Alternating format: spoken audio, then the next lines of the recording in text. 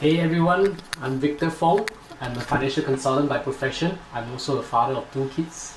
During the start of the circuit breaker measures here in Singapore, where the coronavirus season is happening, I'm working from home and my son started his home-based learning back in April 2020. Today is already the 5th of June in 2020. It's 2 months has passed.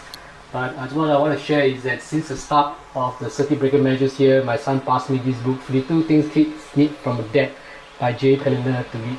I think he wants to hint to me to read this book and build stronger relationship with him. So I've been reading a chapter a day, and I thought of recording them down in a video for each chapter so that I can revisit these topics without having to read the book. I can watch the videos and recap what I've learned. I invite you to join me on this journey. If you're keen to be a better father to your family, to your wife, to your kids, feel free to subscribe to my YouTube channel. Click on the bell icon and you can receive a notification whenever I release a new chapter reading. Alright, so today I'm already at chapter 50. So chapter 50 says kids need their dad to wake them up for lunar eclipse. Well, let's say the kids are all sound asleep in their rooms and you're watching the late news. The weather dude or the dudette comes on and shows an image of the moon, which at the moment is half covered by the shadow of the earth. What's your reaction? Your children's mother may disagree, but I say wake them up. Even if they are in especially if they are in 2nd or 3rd grade, which is like primary 2 or primary 3. Children that age love making new discoveries and having the inside scoop of what happens after dark. Shove them over to the window and drag them out of the front lawn so that they can see for themselves what happens when the sun, earth and moon line up in a straight line. Just to clarify, this is not the monthly lunar cycle during which you see new moons, quarter moons, half moons and full moons. A lunar eclipse is relatively a rare occurrence where the earth sneaks exactly between the sun and the moon, casting an obvious shadow on the surface of the moon. There is even a scientific term for the alignment of 3 celestial bodies. It's called how to pronounce this? SYZYGY. Syzygy. Okay. Now, how often does this happen to the Earth, Sun, and Moon? You could be proactive and look on NASA website, right, to view a calendar of partial or total lunar eclipse for the next several years. The frequency varies, and it may be a couple of years between the total eclipses viewable from North America. But like most extraordinary natural phenomena, if you watch the news or read the newspaper, you know what's going on and be able to share it with the kids. What other stuff should a dad make a point to point out to the kids? That's my little girl.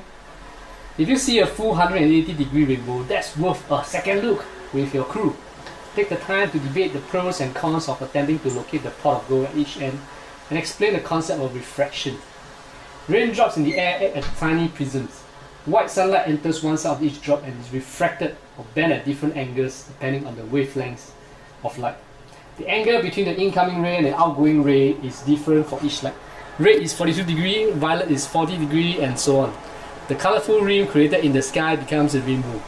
You may even want to pull out your Bible and read from Genesis chapter 9, which records how rainbows are created as a gift from God, reminding us of the promise that He will never destroy all the living things with a flood. Even rarer is the double rainbow. Several years ago, a spectacular double rainbow inspired the author to knock on doors up and down the street so the neighbor kids could see God's multicolored display. If you are raking autumn leaves to the kids, make sure you point out any geese that fly over traveling south. Their V formation are called echelons, pronounced echelons.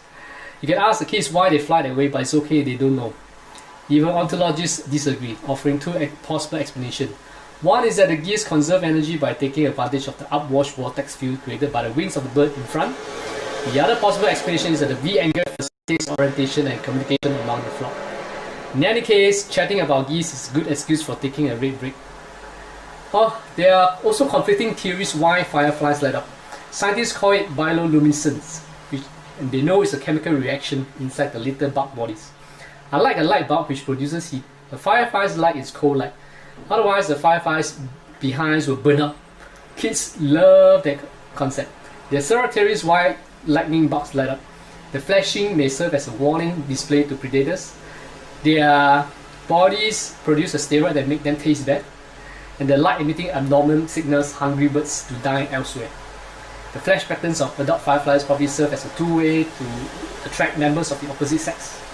That's an entirely different conversation to have with your kids. Well, have you had enough science for the day? Me too, for the author, and for me as well. There's no extra charge for all the stuff about synergies, synergies, refraction, echelons, bioluminescence. But here's the point, when your kids are little, you know more than them. That doesn't last forever. But the longer you can keep the illusion going, the better. By intentionally whipping out a few impressive scientific facts or maths concepts, historical perspectives, Bible truths, geographical gems, and so on, you will become the go-to guy for answers to your children's most difficult questions.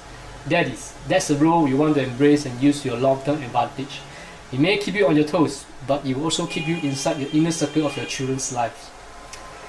Well, key takeaway from today's chapter reading: we want our kids to grow up smarter, wiser, better educated, better looking, more successful than us. One way to increase the odds of that happening is to establish ourselves as an unspoken benchmark for them to pass. Mark Twain says this: when he was a boy of 14, my father was so ignorant that I could hardly stand to have the old man around. But when I got to be 21, I was astonished how much the old man had learned in 7 years. Right? Keep on learning, keep on growing.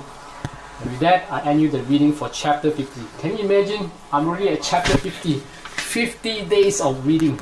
Alright, I can do it, you can do it too. Okay, so that's it for chapter 50. I look forward to read you the last two chapters, chapter 51 and chapter 52, in my next video. Bye.